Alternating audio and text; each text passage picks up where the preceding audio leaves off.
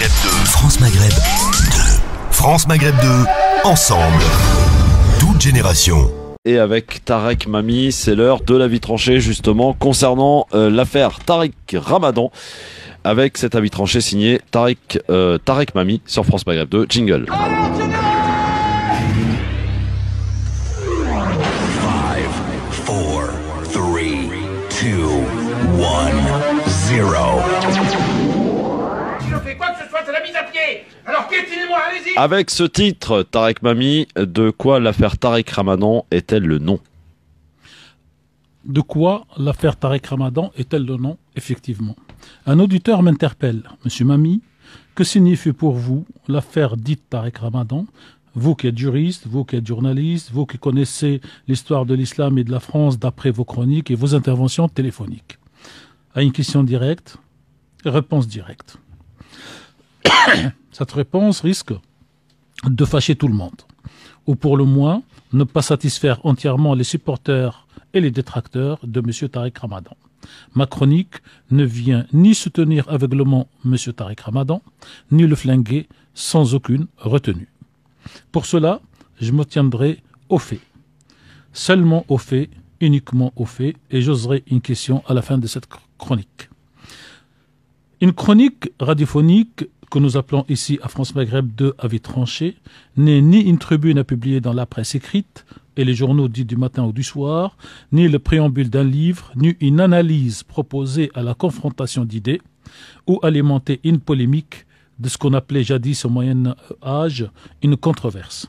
Notre ami Feu Brahim Hasmaïl avait l'habitude de titiller nos oreilles tous les jours avec son billet quotidien qui avait pour titre « Dormez bien, braves gens, la terre tourne, mais elle tourne sans vous ».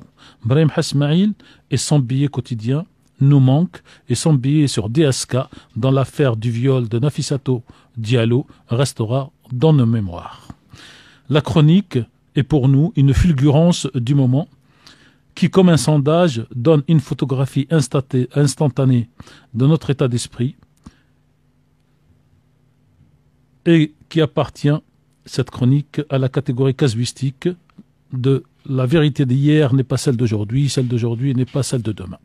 Monsieur Tariq Ramadan est un homme avec d'immenses qualités intellectuelles et pédagogiques qui captivent de très nombreux publics intéressés par la religion et la culture et la civilisation arabo-musulmane, mais pas que.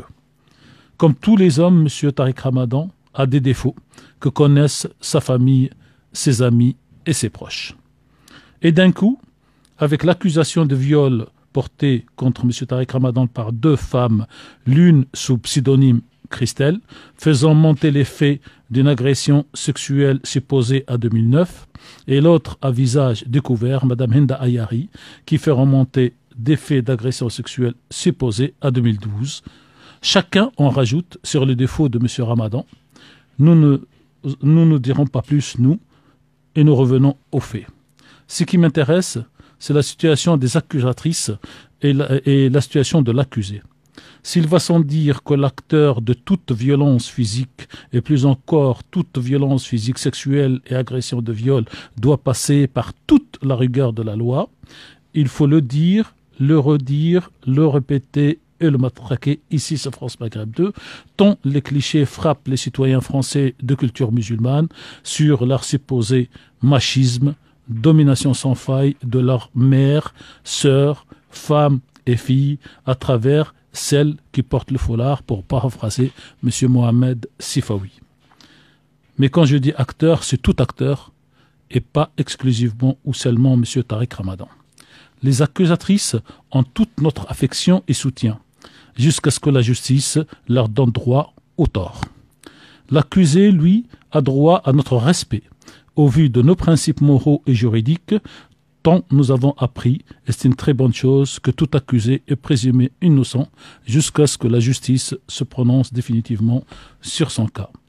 Or, ce qui me blesse, et ce qui blesse tous ceux qui défendent la loi, le droit et le triptyque de la République, liberté, égalité, fraternité, c'est qu'une immense majorité de citoyens commentateurs, à travers les réseaux sociaux, mais aussi de commentateurs professionnels, se lâchent, oublie le principe de cette innocence.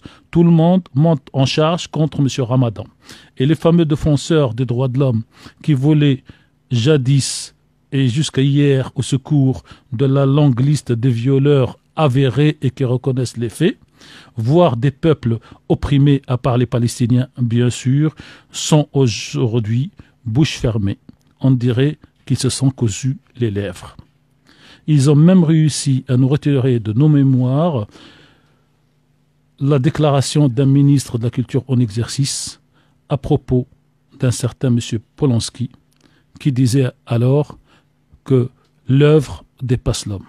Personne ne dit cette phrase quand il s'agit de M. Tariq Ramadan. Un fait divers de viol tourne à l'affaire avec un grand A. Plus importante que l'affaire du meurtre de la petite Maïlis, petite fille, et je précise ici qu'il n'est pas pour nous une place pour comparer les drames et les souffrances des uns et des autres. Mais les faits sont têtus. Une plainte déposée en Bretagne se retrouve rapatriée à Paris sous l'autorité d'un procureur que tous les Français ont découvert uniquement dans les affaires d'actes terroristes et on ne sait pas pourquoi cet rapatriement a-t-il eu lieu. Est-ce pour lui donner plus de sonorité, plus de bruit médiatique ou pour enfoncer l'homme accusé? Une plaignante se pavane sur les plateaux de télévision à des heures de grande écoute et refuse de confronter l'homme contre lequel elle porte des accusations graves. Personne ne se pose la question et personne, apparemment, trouve cela normal. Des adversaires politiques et intellectuels de M. Ramadan deviennent des auxiliaires de justice. Des aiguilleurs de justice. Un homme dont le dossier médical indiquait qu'il est manifestement malade est quand même incarcéré. Un prisonnier en préventive interdit de rencontrer sa famille et sa famille nous dit qu'il ne dispose pas de ces médicaments et surtout pas de ces antidouleurs. Monsieur Ramadan peut avoir tous les défauts du monde, mais doit avoir les mêmes droits que tous les citoyens. Sauf erreur de mémoire et de résultat qu'a bien voulu me faire parvenir M. Google, j'ai cherché et je n'ai pas trouvé d'antécédent judiciaire d'un homme accusé de viol sur des personnes adultes incarcérées au début de l'enquête. C'est vrai que contre M. Tariq Ramadan, deux arguments de poids sont entre les mains de ceux qui veulent le juger.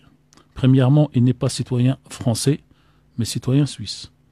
Deuxièmement, et c'est une circonstance aggravante pour beaucoup, il est de confession musulmane. Disons pour terminer, disons-le clairement, aujourd'hui pour beaucoup de citoyens français de culture musulmane et bien au-delà de ce cercle restreint de la population française,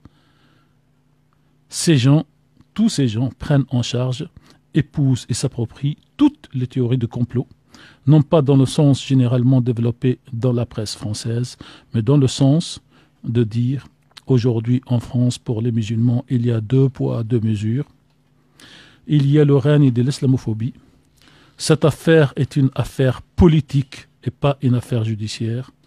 Certains d'entre eux poussent même le bouchon avec l'expression « les juifs ont eu l'affaire Dreyfus, les musulmans ont aujourd'hui l'affaire Tariq Ramadan ».